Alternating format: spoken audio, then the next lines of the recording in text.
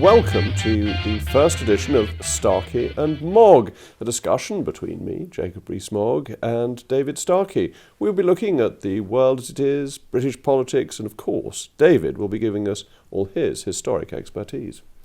And indeed some facts, which may even be true. Well, I think we can rely on you for the facts. Political life at the moment is extremely interesting, isn't it? It never seems to slow down, and the government is in the mire, but a mire of sleaze. Where do you think this compares? Sleaze, you see, I think we're slightly getting that wrong. There has been sleaze. I mean, the whole business of Lord Alley and suits and spectacles and buying clothes for your wife, which is, I mean, sleaze seems to me to be a little bit like going back to the Major days, where it is personal benefit. What I think we're seeing now, and what is certainly in the headline, yes, there are incidents like, did she or didn't she get a permit? That kind of thing. But much more importantly, we're seeing something which, the reason I played with the business of truth and facts, is that we're seeing something which I think is genuinely novel. That is, lying that has become so habitual that it's a first resort, not a last resort. And there's barely even an attempt at pretending that it's not lying. Well, the lie gets even bigger, doesn't it? Because they start saying, we haven't lied, this has always been true, there's no lie in it. Precisely. And the other side, the opposition and the newspapers, are using the word lie, which is very unusual politically. As you know, I mean, you know better than I do, infinite better than I do, as a leader of the House. It is unparliamentary language. And it used to be, of course, the thing that terminated a career. If you lied and you were found out, however good, I mean, look at Lord Carrington. Look again. I mean, and even that is sort of marginal. Look at something like Profumo. It was absolutely the end. Now, it's the beginning, the continuation, the middle. And it's developed from spin, hasn't it? That it's quite understandable that politicians will want to put their arguments in the best light. We all do that in normal life. Everyone wants to put what they are doing in the best light. I think the fashionable word is comms, with that double M. Spin is a little bit old-fashioned. This is that hyper, slightly maniacal sophistication of an Alistair Campbell. I think my view would be, and here I think it's important that we actually quote a book, and a rather good one, that's looked at it seriously, which is Peter Oborn's book on the origin of political lying. Now, he begins just as you do, saying, of course, there's always been lying, and that you could see, particularly in the latter days of Margaret Thatcher with Bernard Ingham, the point was stretched. There's the famous Belgrano, which was clearly a lie. But the fact that it becomes repeated, entrenched, actually the basic modus operandi. And I think this idea of the importance of not what you do, but how you present it is the clue. I mean, I first encountered this idea, I suppose really, when I first started teaching politics and political thought, and used, I don't, have you read, it's one of these really remarkable books called the wonderfully, the sort of thing, dare I say, that the Member of Parliament for the 18th century will be rather fond of, if you recall your sometime nickname, that extraordinary book called the Macrocosmographia Academica, which is admittedly about Cambridge rather than Oxford. But that had a second, and it's about university politics and a kind of general illustration of the political process. So the problem of unripe time, the whole business of the problems of liberal conservatism, they're all brilliantly analysed in that. But there's a second edition done when the author had the experience of being in government in the First World War and engaged in propaganda. And there's this one phrase which is in the new introduction: propaganda, or that branch of the art of lying. And I think we need to recognise that comms, the fact now, I mean, how many people were there when you were in Downing Street? How many comms staff were there? There would be dozens. Oh, the numbers were absolutely ridiculous across government. You had Every department. Every department, and some with hundreds in them. You'd have internal comms, you'd have external comms, you'd have stakeholder comms. I mean, it went on and on and on, and it was all about presenting not just the government's view of the world, but the view of each department to other departments. So they were lobbying one against another. Are you serious? And then, Sorry, are you actually serious? Yeah. And then you have the comms of the bodies who are there to get money out of the government. So you have... Each quango. Each quango has its own comms to try and get money. So they're all lying. How are we going to analyse the crisis of our government? Everybody has got communications officers whose job is to lie to each other. Essentially, yes, to get more money out of each other and to keep the merry-go-round going. But I want to go back to the origins of this, because I think, with exceptions, and always there are exceptions, British government was generally quite honest, and that there was a view of politicians that they weren't monks, they weren't holy men, but they were broadly trying to do their best. And they were supposed to be gentlemen. I mean, there was that. I mean, I think it is. I mean, again, why do MPs address each other formally?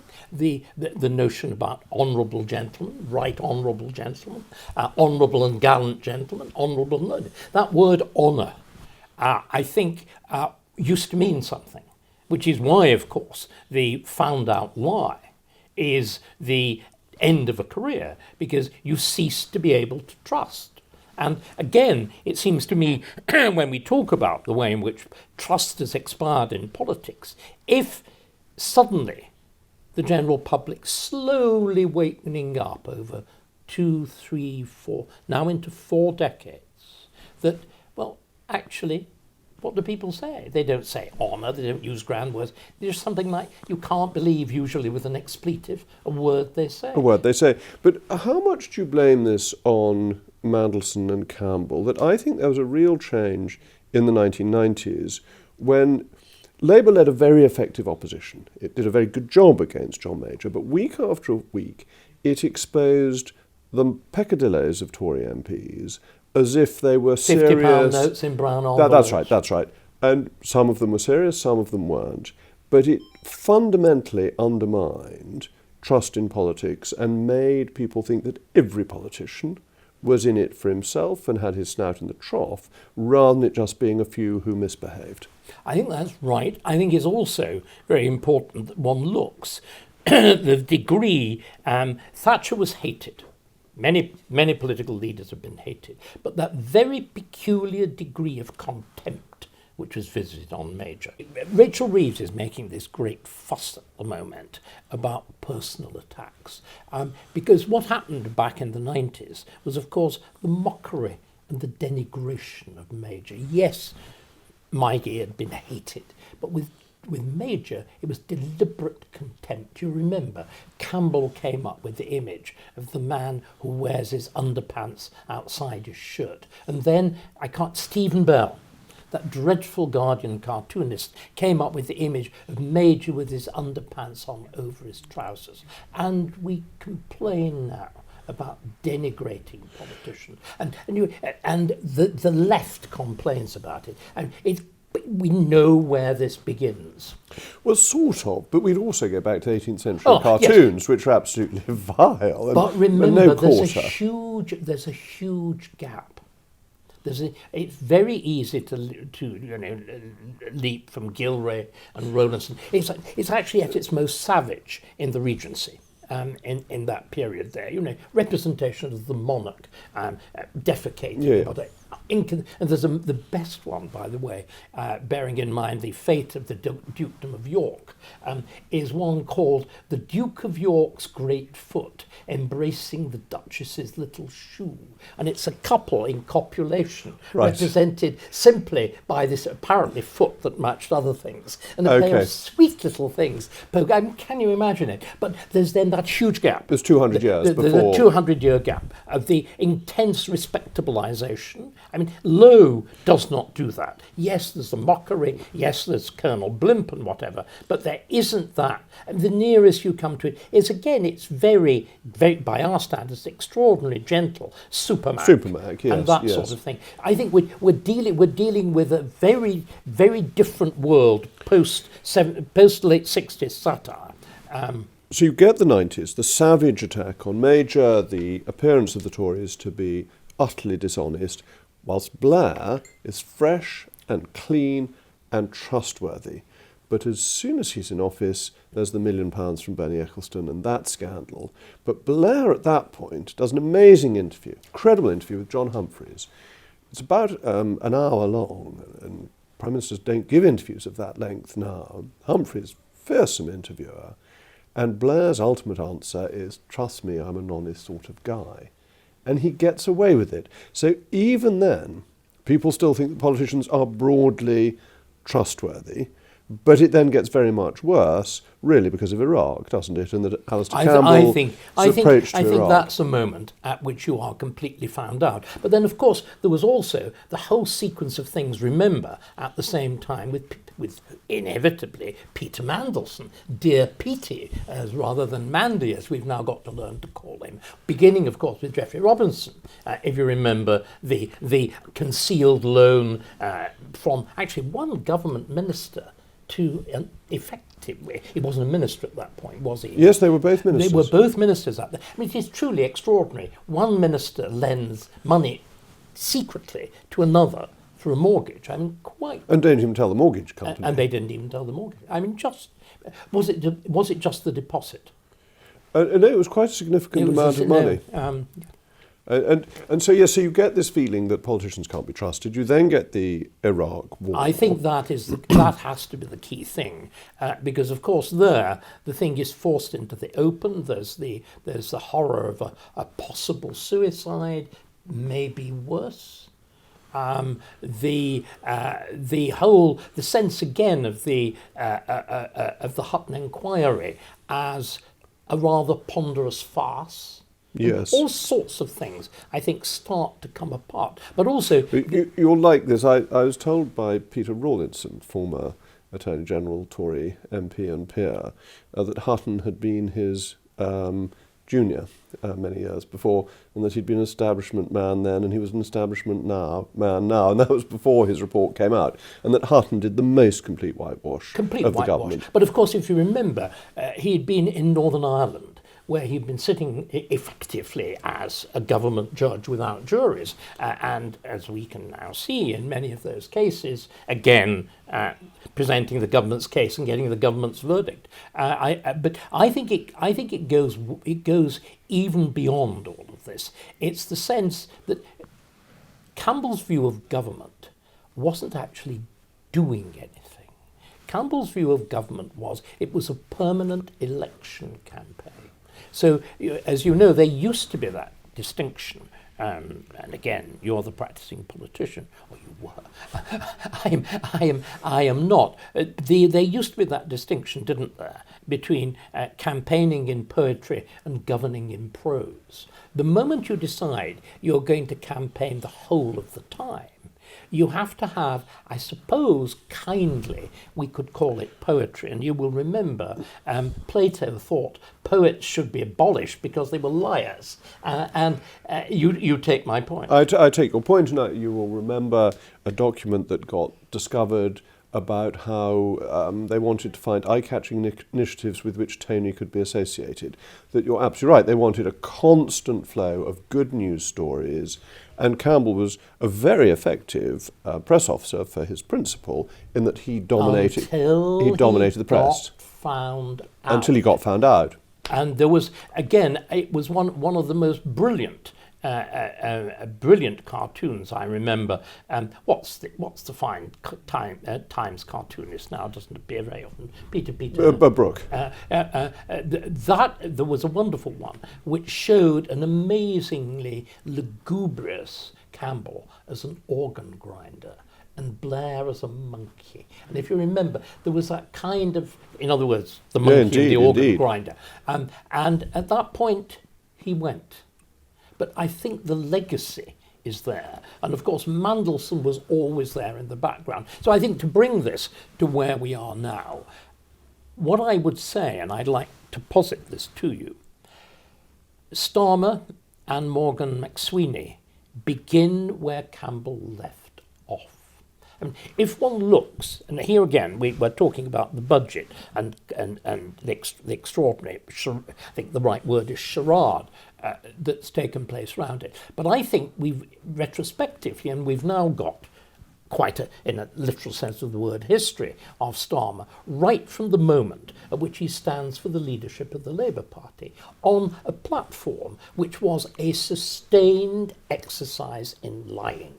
It was extraordinarily dishonest. I mean, fundamentally. But also, I mean, Jacob, I don't understand it. It didn't simply say, I am going to do everything that the Corbynistas want or that Jeremy wants. It began by saying, I regard Corbyn as more than a colleague, but a friend. It was, I mean, there was a quality, I mean, of personal lying, which I find profoundly uncomfortable. Go back to the 2019 election when Starmer says he thinks that Corbyn would be a marvellous Prime Minister, and he defends this now by saying, well, he knew he was always going to lose. Well, I don't see that makes it any the more honest a comment to have made. So you're absolutely right, you get the whole leadership that is born out of a sleight of hand, out of an effort to persuade the left of the party that Starmer is one of them. He then moves to the right, drops a lot of the Corbynista stuff, tries to get control of the party, and indeed sacks them. I mean, the withdrawal of the whip, the whole of, if you like, the momentum establishment, if driven out of party office. Again, I think we can now see that McSweeney was actually behind the anti-Semitism charge.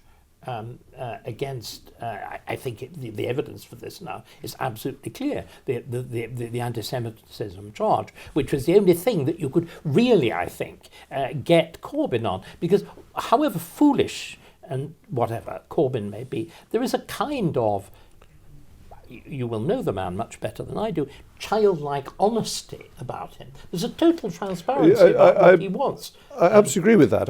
And I think that Corbyn is a dangerous man, but not a bad man. And I think he believes some rather terrible like things. Tony Benn. Rather like yes, Tony Benn. yes. Not obviously clever as Tony Benn, but again, there's a similar transparency, a similar honesty and frankness about what he wants. Whereas with Starmer, but what then? Again, you will presumably you met him reasonably frequently. In the way you meet. In the way. But I wouldn't claim to know him well. No, but what again puzzles me, why this affectation of honesty when lying is clearly an essential instrument by which you operate? And this is the real puzzle that I have. Is it again, you will have encountered many more such, is it the assumption of the left of essential virtue, which then means that they're allowed to use the worst means because the ends are so noble? What is it? Because I think there's what I'm trying to get at, there seems to me to be something very peculiar about Starmer as an individual and as a personality. I think you've got it absolutely in tracing it back to Campbell and Mandelson. I don't think all left-wing people are automatically untruthful. I think that they look at the golden age of Tony Blair, big majorities, government that was able to get things done, and they say, how could it do that? Well, it did that because it controlled comms. It was in charge of the message, it was in charge of the media. If you look at the budget, what were they doing throughout the budget process? Leaks to get people into a position that they wanted them to be in, so they could give them some good news in the end. And actually the leaks turned out to be disastrous. They didn't know how to run the system so well. They're not as clever as Mandelson and Campbell were when they were doing it, but they think that is the way to govern. And what's so tragic about it is that it is entirely unnecessary. From the electoral position they were in, because of the failures of the last Tory government, at least in its ability to get things done in the last couple of years, they would have won the last election if they had told God's honest truth. They weren't at risk of losing, and instead they wanted to cover everything up. They wanted to pretend the Ming-Va strategy. The Ming-Va strategy. But of course, we did have a version of that before, didn't we? And I think the phrase is actually Roy Jenkins.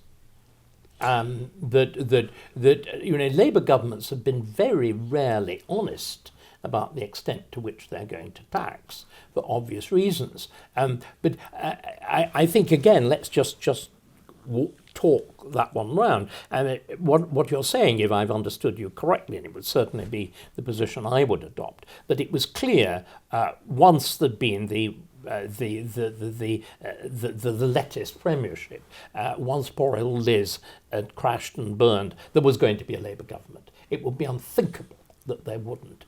Nevertheless, they decide on this super cautious strategy, which, I mean, if you remember, and I'm sure you will vividly remember, their extraordinarily thin manifesto. There was virtually nothing in it. But again, you see, I don't think they understand quite what Blair did. Because Blair may have had a Ming-Va strategy, he may have been very careful, but he made one promise that he stuck to very carefully. That was to match the Tories' spending plans, which Gordon Brown did, which then gave him... To begin with. Well, they were for 2 years. Yeah. Was what he said. And that gave them a lot of money to spend because the economy was going quite well and revenues came in. But they also had quite a package, not that we liked it, of constitutional reform, of devolution, of Human Rights Act, of abolition of hereditary peers, all of which they told people they were going to do. And so Blair was less cautious than Starmer ended up being and had told the country more of at least his approach to governing, his understanding of how you ought to govern. And Starmer just seemed to hold everything in and give no indication of where they were going to go, no real hostages to fortune. But of course, again, that extraordinary contrast of personality, which you highlighted, between Blair's grinning openness, hence the fact that later on the picture of him as the ape, as the dancing monkey, was so deadly. But there was that freshness, that openness, and of course the kind of reception which you remember they got when they went into Downing Street, with Blair and Sherry virtually dancing through adoring crowds. And what's also interesting, isn't it? Starmer and Victoria tried to recreate it in that very wooden, stiff fashion. Because I don't know about you, I've come to the conclusion the only time we ever see Mrs. Starmer is when there's a crisis. She is otherwise completely invisible and, is wheeled out as presumably some sort, maybe human is too strong a word, but nearly human shield for the very inhuman Starmer. But again, what we've said now is that the not simply is Starmer elected on a lie when he's elected as Labour leader, and then his whole behaviour as leader is another series of lies. He's elected as Prime Minister on a platform which is deliberately deceptive. And of course, as you've just said now, is infinitely foolishly so. They might have had a sort of 20 or 30 seats short of the huge majority they got, which would actually have made his life easier. But at least if they'd said that we regard austerity as a disaster, therefore there will have to be increases in taxes to pay for getting the NHS or justice or indeed defence back on its feet, I think people would still have voted for them. In fact, I think they would have voted for them, frankly, whatever was in the manifesto, they had said. Because you lot were so hated. They want to get rid of us rather than wanting to put Labour in. A great negative vote. I think they might have done better if they'd said more clearly what they wanted to, at least in terms of the popular vote, because people would have voted for them with enthusiasm, believing they were going to do something. Rather than the loveless landslide. So you then get a government that comes in, which is... it has a majority but not a mandate, and they've got in on essentially deception, as you say, and they carry on like this. So they invent a black hole, Rachel Reeves' first black hole, to try and blame everything that they've got to do on the Tories. They've had their sleaze. And they've had their first sleaze within a few months. Virtually before you walk through the door. Yes. Of an extraordinary kind. And what fascinated me about the sleaze scandals and all the freebies that Starmer got, Starmer received more freebies than any other Member of Parliament and was double the number two, and the number two was Lucy Powell. So it was quite an extraordinary level of freebies that he had received. And perhaps because he's a lefty, he could not understand that people thought this was a little bit dodgy. I think you haven't quite got it right. No. Do you remember the extraordinary business when he was finally forced to acknowledge that perhaps he hadn't got it absolutely spot on? He did this extraordinary calculation in which he came to the conclusion, was it, £16,000, £422, twopence 3 farthings, didn't fall within the rules. And therefore, presumably he wrote, this man talks about checks. Presumably he wrote a very careful check for this amount down to the last 3/4 of a penny, if that is any longer legal currency. He sees the world entirely. Do you follow the rules or don't you? He has no moral sense whatever. He simply has a procedural view of behaviour. If you tick the boxes. In other words, he really is more like a computer than a human being. Most of us rely on an instinctive moral sense. I think he judges every action. I imagine he's actually, I see this man as having a little notebook, when I get up in the morning, more or less ticking off points 1, 2 and 3. But he can't pay any attention to politics because... He doesn't. He says he's not interested in politics. But if you look at 2009 and the MP's expenses scandal, the defence, it was within the rules, was one that the electorate looked at and thought, well, it might be within the rules, but you're having us on. The rules are having us on, and therefore we don't accept this. And that's extraordinarily naive of a Prime Minister to think like that. But in that sense, there is a combination of there's a crude cleverness about the man. That wonderful phrase, too clever by half. There is that sense, isn't there? That he's the kind of person who thinks he's a clumsy conjurer. There's a quality of clumsy conjuring about him. And of course, very quickly people start to laugh and then they start to boo. How does this feed into his character? I think it turns it. It's a bit like Churchill on Russia, isn't it? And an enigma within all the rest of those things. I think it's a parody of a lawyer, a man who, as I said, sees life simply as a handbook of rules. And I think that this may also be, Jacob, a metaphor for what has actually gone wrong with government. I mean, if you like, we began by talking about honour, that notion of gentlemanly behaviour, which used, of course, there was a committee on privileges, which MPs judged each other.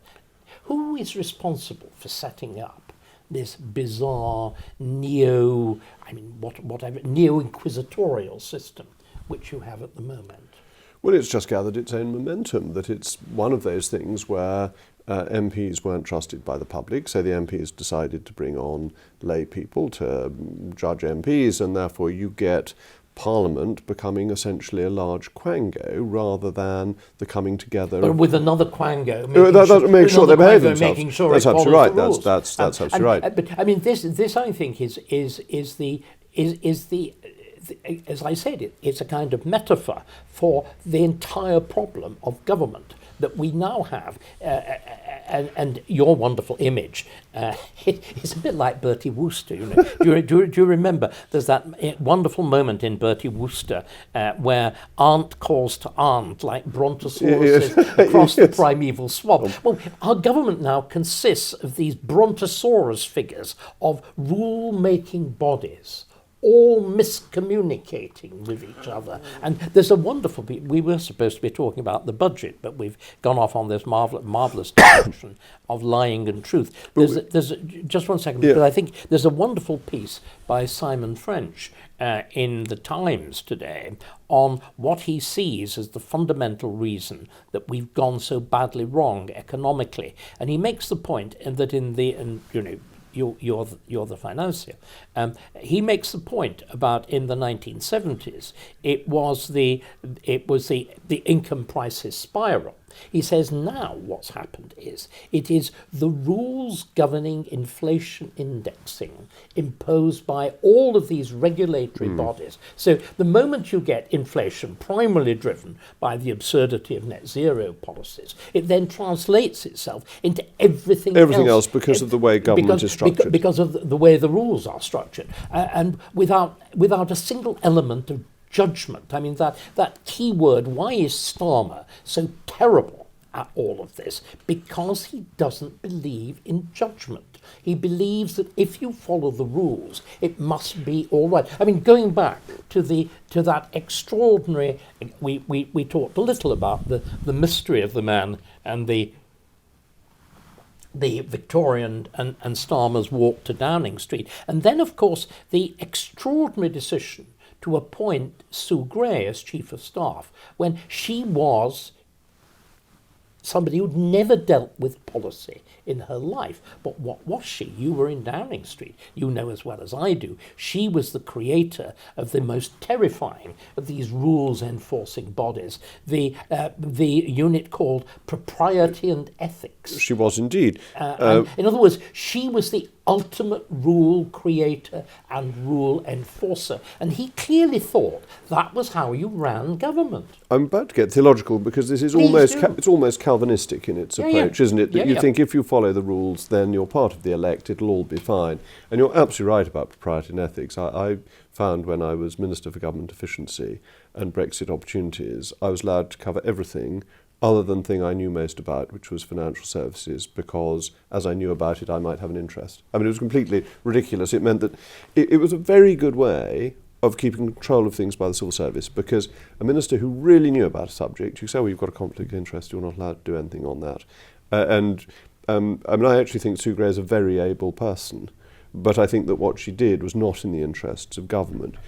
But in this rule-based system, why do you leak the budget and lie about it? That's what's so peculiar, is that there is a system for setting budgets, it's meant to be confidential, and you've got this rule-based system with the Campbell-Mandelson spin on top, which leads to chaos as a combination.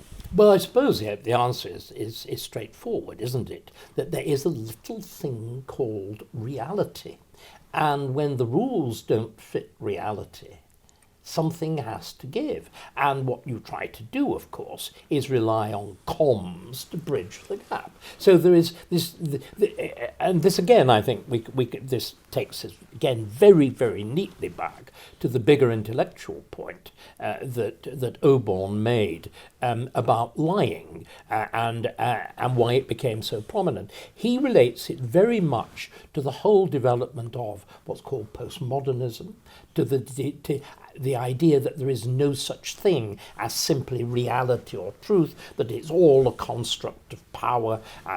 In other words, the arguments of all Frenchmen, of course, all bad ideas are French, of Derrida and Foucault and whatever. And of course, which ones, I think this again plays very, very much into the mindset of the left. The left has always believed that you can change reality.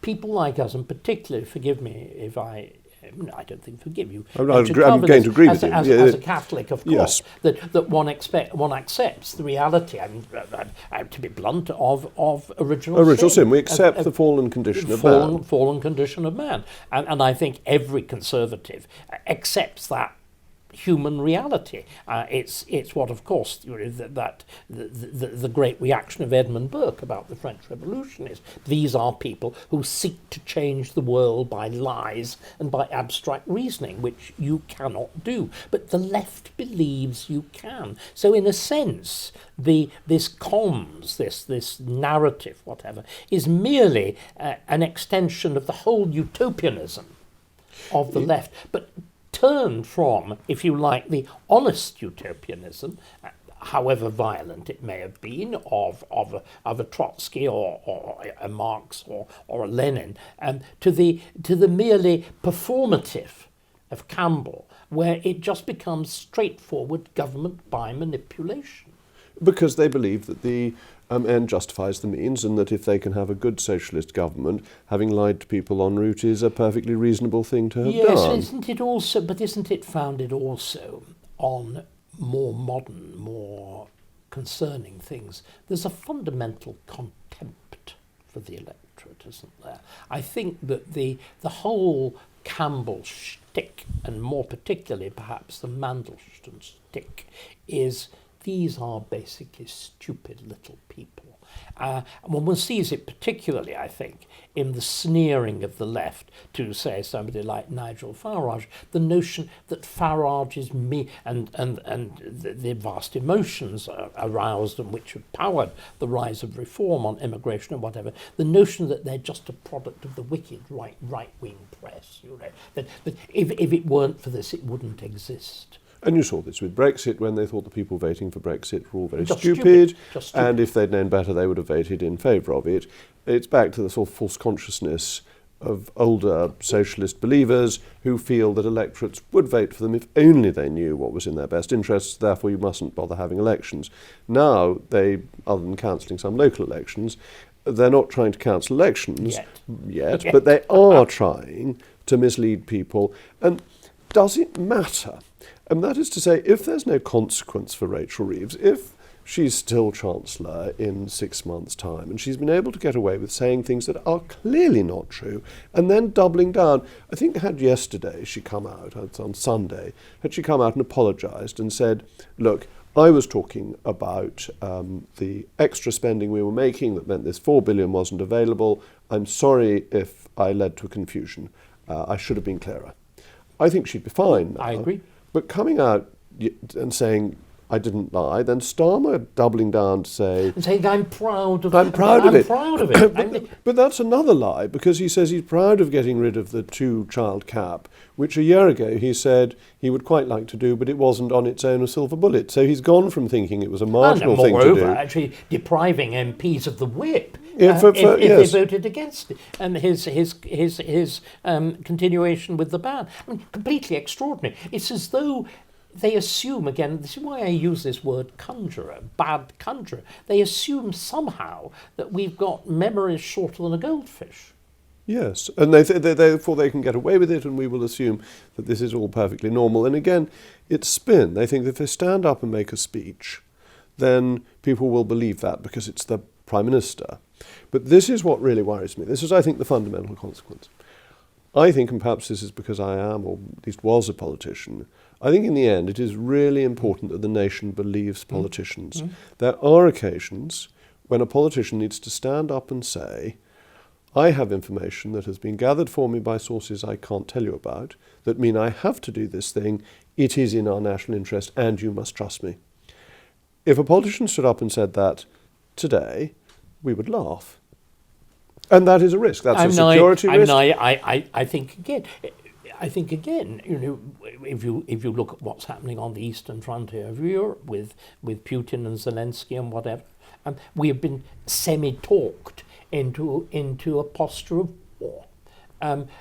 War, above all, is where there has to be belief, there has to be trust, which is why I suppose we're now going backwards. Why the weapons of mass destruction, the lie about those in Iraq was so profoundly dangerous and disgraceful, because of course you are sending the lives of your troops, you're putting your troops and their lives at risk in favour of a lie. And there seems to me, this seems to me to be the ultimate distrust of, the ultimate destruction of trust in government. That is why the issue of war is so absolutely central. And unfortunately, we can now see, you can see you've outlined it.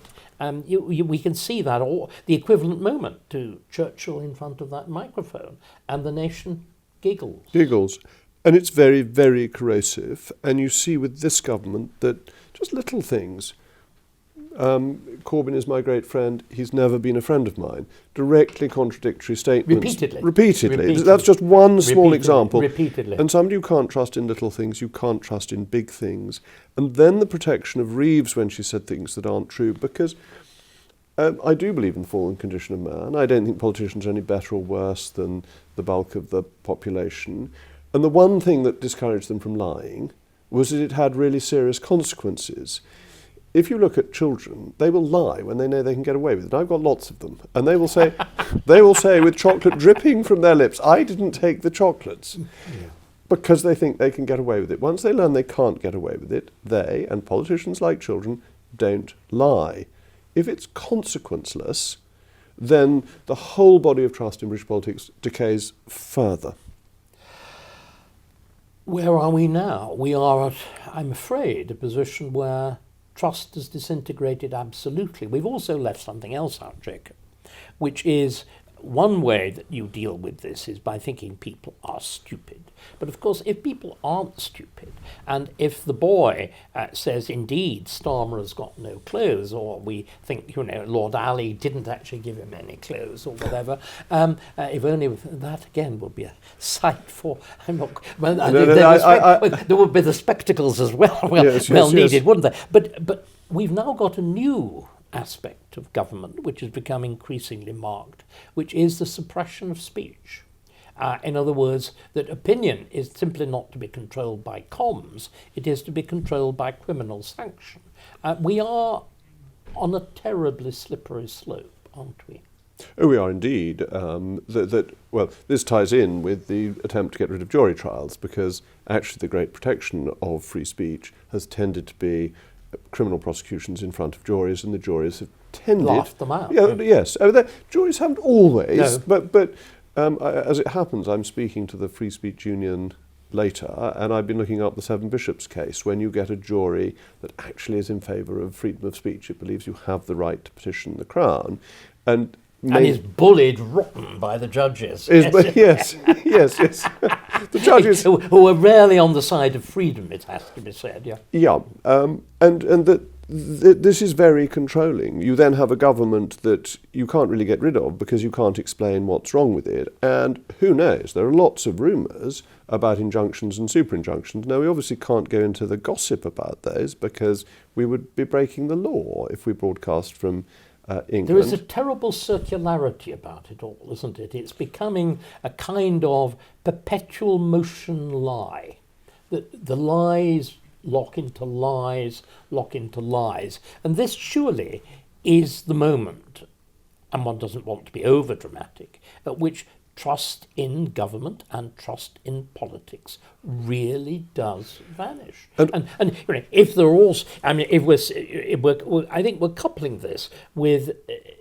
You began by talking about the speed in your introduction, the speed at which politics is actually moving. One of the reasons for that extraordinary speed, of course, is that the traditional bases of political parties, their rough alignment with major social forces, is disintegrating too. So our party structure is shifting at the same time that the confidence in individual politicians and the confidence in the entire political process is going. It's an incendiary mixture.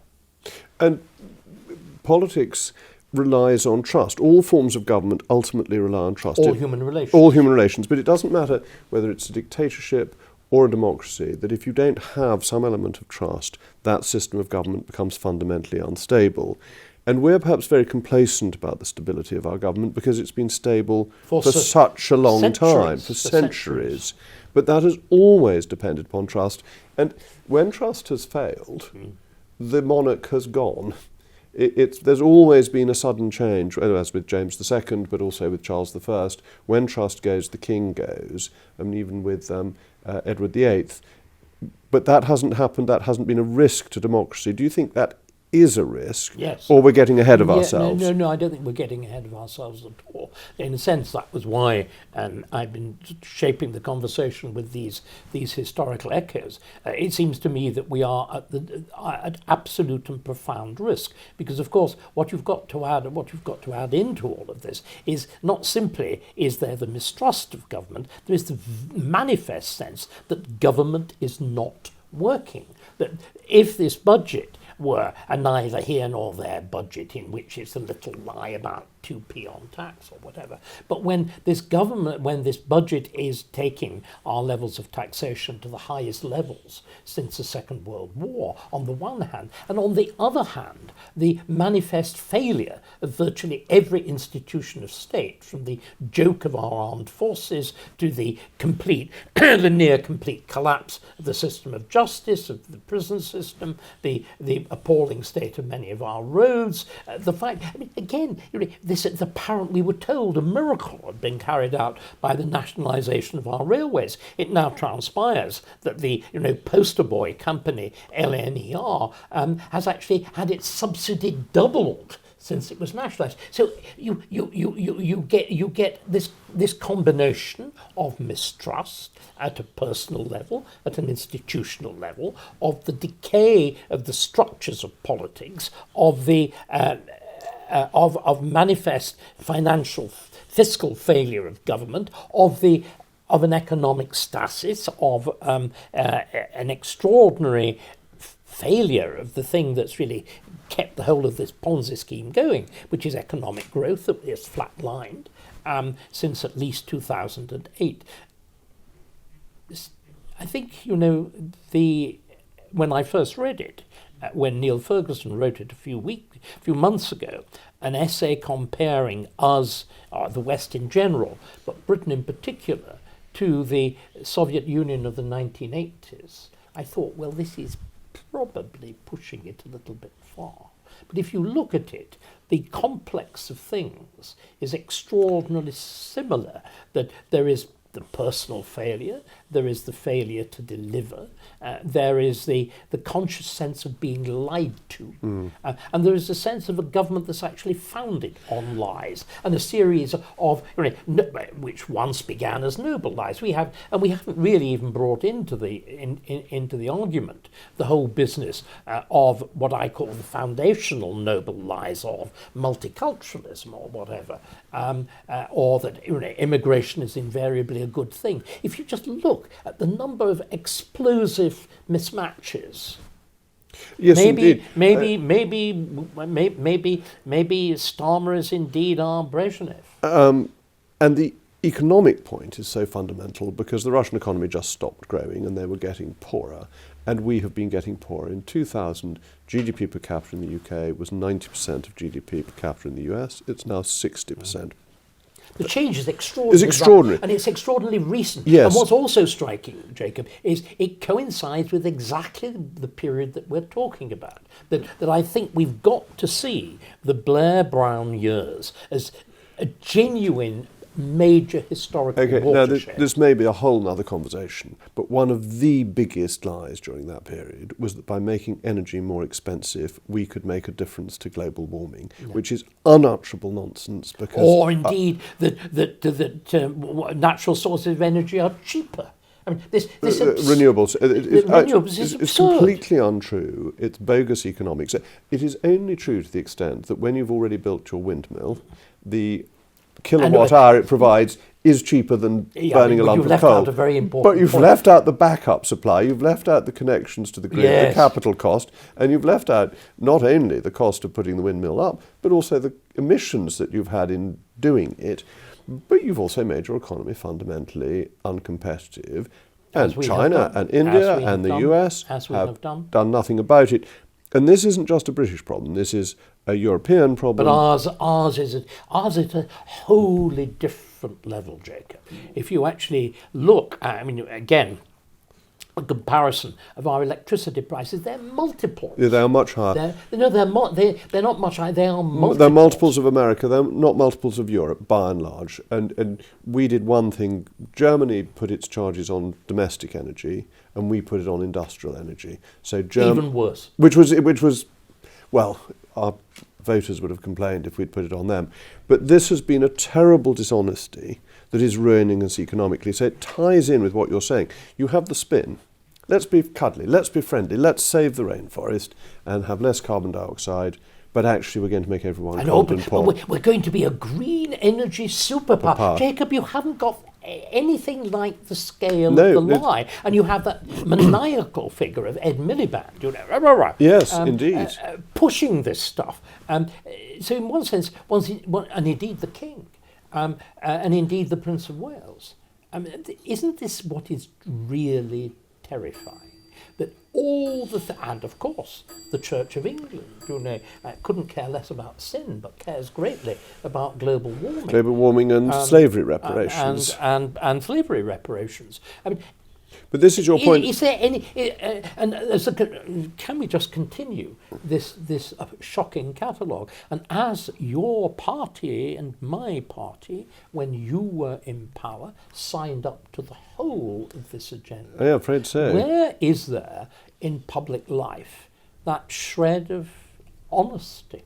And I'm not sure, somebody at the back there is shouting reform. I'm not sure that on every issue that reform would pass the test either. And I'm not sure reform has thought its policies through, so I think that's an issue. But there is a terrible problem. We're both Tories, we're sort of Burkean Conservatives, aren't we? It's fair to say. And we therefore have an affection for our institutions. But I can't think off the cuff of a British or English institution that I now really admire. That is uncontaminated. I think the Bank of England is useless, and I think the Treasury is worse. I pray for the Church of England because I would like it to be better. I'm not a member of it. I'm ashamed of my own university. I'm ashamed of Cambridge. Well, and dear old Oxford is no better. Again, things that should be monuments of pride, like the British Academy, bluntly are corrupt from top to bottom. BBC. The BBC. And this is why, sorry, the conversation has gone much further than I thought it was going to, but it is why I think that Ferguson analogy with the Soviet Union is so deadly effective, that there is a sense of a kind of, the overused word, omnishambles, a broad collapse in which nothing stands. And an utterly rotten and self-serving establishment who are running all of these things, who didn't like Margaret Thatcher because she challenged them. She wasn't interested in managing decline. She was interested in making the country great again. Once she was gone, straight away they came back in. They took everything over. Blair set up systems to ensure that a lefty establishment appointed itself, and this goes all the way through to the judiciary. I think Baroness Hale was a disgrace, undermined the impartiality of our judicial system. Our museums? Our museums. I mean, our art galleries, the absurdity of Tate Britain, I mean, the preposterousness of the labels that feature there, that what's happened to the National Trust, become the National Mistrust, and there is a quite extraordinary... Well, the National Trust has stopped a Catholic filming at St Cuthbert's tomb because he's a Catholic. Well, what's the point of being in charge of religious shrines and sites if you won't let religious people go to them? There's a madness. But it is, again, I think it's this point also of the words vary, don't they? I think the nice one is the lanyard class. Or, again, of course, it's that splendid analysis by David Goodhart into the anywheres and the somewheres. The anywheres who are the lanyard class, those who believe in universal liberalism, which is why the Human Rights Act, with its essential belief in a universal human being, is the centrepiece, why lawyers are so important in all of this. But of course with values which connect hardly at all with 80% of the population. You were probably recording it at the time, but I think that in Richard II's parliaments there was a complaint about too many lawyers being present in Parliament. It is a great theme of our history. It is a great theme, but remember, lawyers shift their role in various periods. The role of the lawyer in the medieval Parliament was essentially a king's man. much of the opposition to monarchs was led by churchmen and nobles. There's then this extraordinary change in the early 17th century, where the Church of England becomes obsequiously monarchical, and the lawyers become the great, like Edward Coke and whatever, become the great leaders of opposition. But I think what's happened now is the lawyer becomes the quintessential establishment figure, the thing that holds, and what is so deadly about it all. I mean, in Russia, what held it all together was the Communist Party. What holds it all together here, this is why Starmer, and I think we should probably end here, this is why Starmer is such a crucial figure. It's all held together by a particular perversion, because it's very new and very recent and very dangerous, of law. And this is why it's so deadly. So all attempts at combating what's gone wrong with our country, like people like the wonderful Douglas Murray or the late and very much lamented Peter Whittle, when they try to, as it were, challenge the culture, it never seems to make any real difference, because this is legally embodied, legally embedded, legally compelled. We are bound by law to this stuff. So I suppose really I'm becoming almost as single-track minded as Starmer himself. We need that great repeal and restoration. We need the undoing of the whole of this dreadful legal, regulatory, elitist package. It's got to be undone. Otherwise, there really is no chance. Well, that might have to be our next discussion, where I think you're kindly inviting me I am. to the Starkey residence. What we're going to do is, in fact, I will now be accused, I'm sure, of parodying this, because we'll also be sitting in front of a fireplace. But I don't have blue tiles, I have green marble, and the chairs you will be sitting in rather chunky. These are elegant 18th century. Mine are chunky Charles X, which is the French equivalent of William IV. Very American presidential, rather than French pretty. If we do one here and it's really cold, I will get the fire going, because that fire does actually go if you want it to. Good. Brilliant. David, thank you very much. Huge pleasure. It's been great fun. And thank you for your hospitality. No, delighted to have you here. Thank you.